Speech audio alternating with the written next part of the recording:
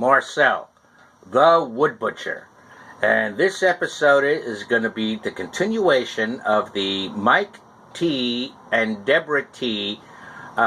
Basically chopping block or cutting board that is 21 inches wide by 20 inches deep by 2 inches thick. And I just want to give an update on the progress. I have all the stock cut. Let's spin around for a second and show you what we're going to do. Okay. There's the board. The only thing I have not trimmed down yet are these end pieces that go on, because I have to wait till I run this through the thickness planer and things of that nature. But I think I pretty much have the way I want the wood laid out, right, to make it look nice. And now I know you see a couple of blade marks in there from the blade getting hot, because this is hard stock. And I probably could have used a new blade, but this one still gets by. But those will all disappear once it goes through the planer. Okay? But here's where we are so far. And this measures 21 inches wide by 20 inches deep by 2 inches thick.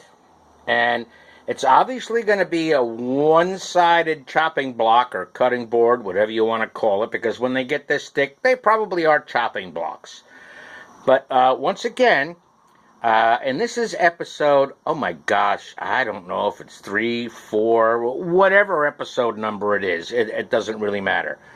But this is pretty much the next stage is glue up, which I have to do in 2 parts. I have to split this guy almost down the center, and I'm going to use this, or this piece of mahogany here, as my halfway point, because my planer won't take, 20 inches of wood at the same time.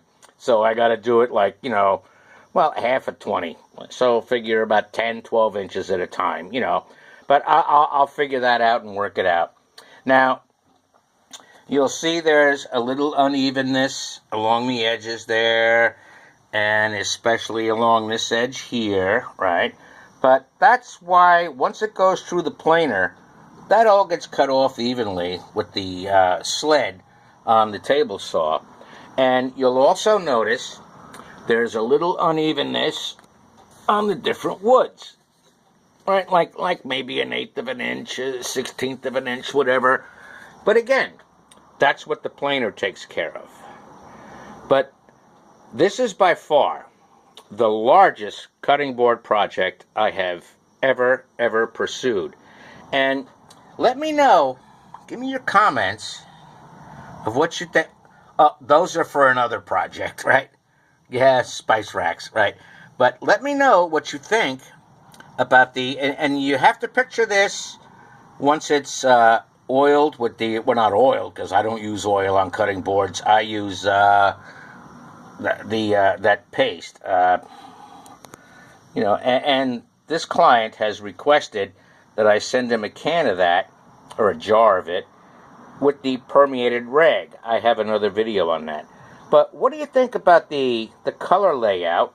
And like I said, this is, I got to count these on my fingers. This is cherry, oak, walnut, mahogany. What the hell's the other one? Cherry, oak, walnut, mahogany, and there's a 5th species in there, and I forget. I got to look at the invoice from the lumberyard. I totally forget. But anyway, it is 5 species of wood. And like I said, these little saw marks and stuff like that, well, that happens when you're ripping hardwoods apart every now and then, and the saw gets overheated when you're doing it repetitiously.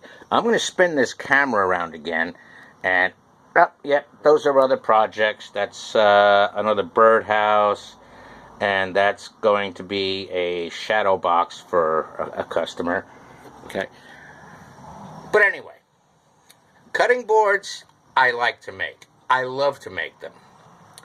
They're, well, a lot of people try to tell you that they're an easy woodworker's project.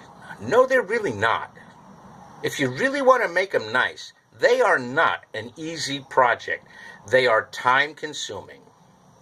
There's a lot of glue up time, and especially in a case of one of this size, I mean, once I get it all planed and you know, to the right thickness in 2 pieces, right?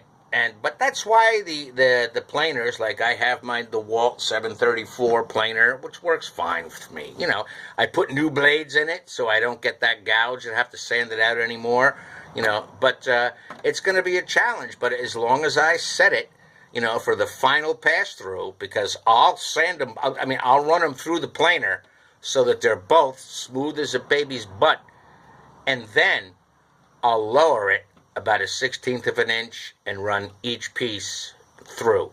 And I'm going to use a micrometer to match them up. Yes, I actually do have a micrometer, and I actually do use it on projects just like this. So anyway, let me know your comments.